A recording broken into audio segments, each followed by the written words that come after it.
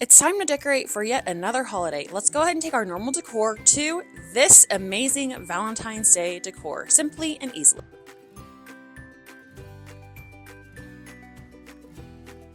First, we're going to be removing any of the things we won't be using.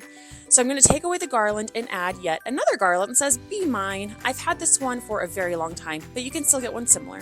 I'm also going to be removing the beads around this eucalyptus jar, and I'll be adding this fuzzy balls around it. I'm adding these picks that I got from Hobby Lobby a couple years ago, but they are still there this year at Hobby Lobby if you want some. The next thing I'm going to be adding is just making sure that I have a little Valentine's Day hearts right around the jug.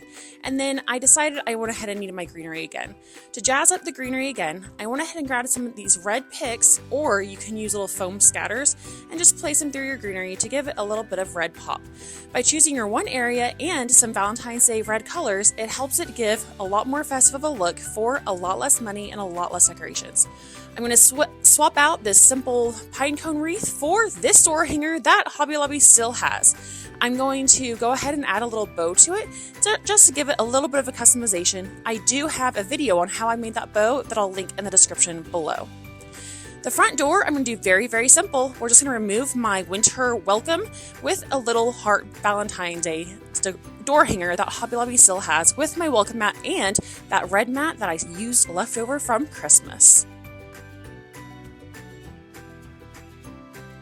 These are my favorite of all towels because I got this towel from Walmart from Better Homes and Gardens, and I literally can use it for Christmas, Valentine's Day, or any day.